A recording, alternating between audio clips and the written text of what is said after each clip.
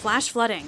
It's one of the most dangerous weather situations, and on February 6th in Pickens County, rescuers pulled several people out of rising water. Our 911 calls started coming in for folks stranded in flooded roadways, and of course fire department crews and our swiftwater rescue crews responded immediately to assist those folks. We issued a flash flood warning for Pickens County fairly early on in the event, and that again because of how wet it had been.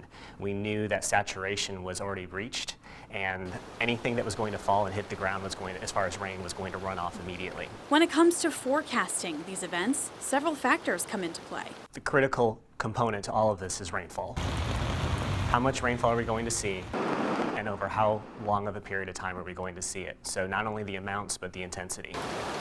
Flash flood warnings typically last around 6 hours, from the time the stream first responds to runoff to when it reaches a flood stage. We had one round of rainfall, then we had a quick break, and then we had another round of heavy rainfall, and then we had another round of heavy rainfall, and we get to a point where we reach these thresholds. It's at that point that concerns grow. We had not seen anything to that magnitude in Pickens County. That was definitely historic flooding for myself and a lot of the folks that I've worked with.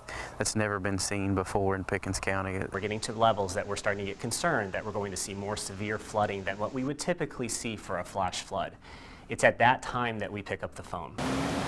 Before something as crucial as a flash flood emergency is issued, the National Weather Service team coordinates with county emergency managers, making sure that those on the ground understand the dangers of what's happening and how to get the word out. We know the Weather Service can't predict everything perfectly, but we do know that we can depend on them to get very close. We're able to use them to identify what resources we need in what areas of the county. We start listening to their data, whether that's temperatures, rain forecasts, everything we take into account that they tell us, we have to factor that in.